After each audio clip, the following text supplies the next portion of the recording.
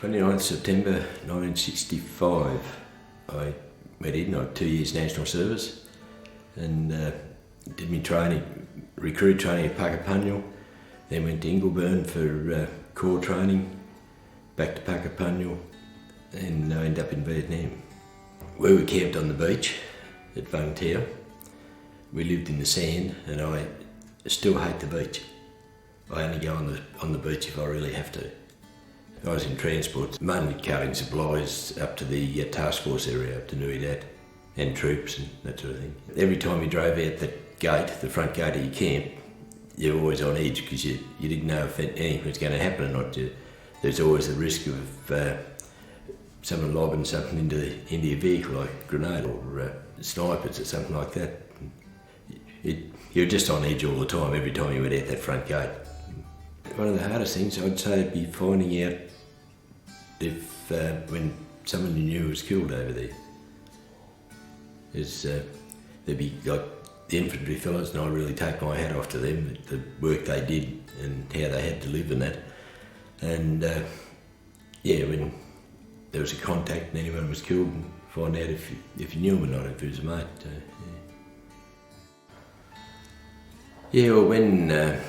When I went in, everyone was for national service. It was only while I was in Vietnam that the protests and that started, and people started saying we shouldn't be there and that sort of thing. We had heard a fair bit about it over there, what was going on, and of course no one over there was very happy about it. There were strikes on the wharfs and that, and they wouldn't send supplies and that sort of stuff, and the posties were on strike, and stopping the mail and that sort of thing.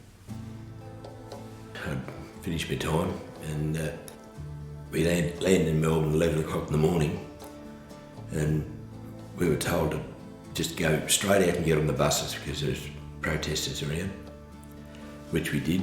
We only had a couple of minutes with their family, and we were put on the buses out to Wat Zone. That was 11 o'clock in the morning.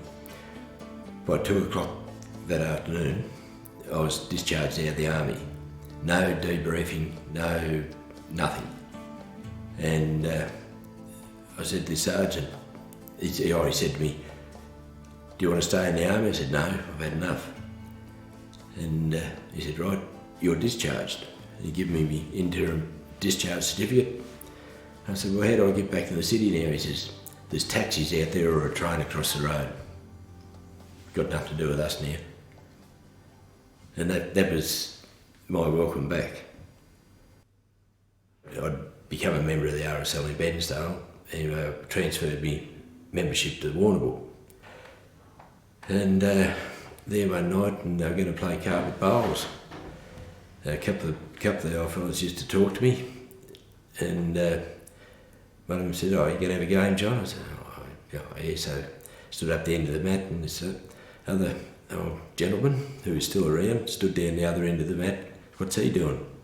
This fella said, "Oh, he's going to have a game with you. He's not one of us." Just like that. So I walked out of the RSL. I never had anything to do with the RSL for at least 20 years. Yeah, I wouldn't march Anzac Day. I wouldn't wear my medals or anything. And it took a lot of talking by a lot of people to get me to even march on Anzac Day. And so I started, and after the Welcome Home Parade in Sydney, that was the turning point, I think. It sort of got myself and a few others back, and but there's still Vietnam veterans around that won't have anything to do with the RSL because of the way they were treated when they came home. My wife and my son and daughter-in-law, they'd been talking about it unbeknown to me. And Andrew came home from work and threw something on my knee. He said, "You coming with me?" I looked down at Vietnam and I said, "No, I'm not going." Anyway, a couple of days later I said, "Where are you going?" "Because your air tickets are arranged." So, fair enough, I'll go then. Yeah, so round Saigon, then we went to Cu Chi, where the tunnels were, Nui Dat, out to the Long Tan Cross, which was very emotional.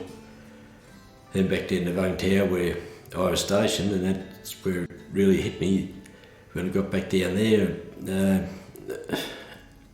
there was a change in me. It's very hard to explain, but I was sitting there and I just felt different. And it was like a weight had been lifted off my shoulders after all those years. And when I come back the following day after we got back, I remember what wife said to me, "You've changed." And I did. I changed overnight. I think it was going back, seeing the place, seeing how it is now, how friendly the people were towards us, and it was well worth the trip back.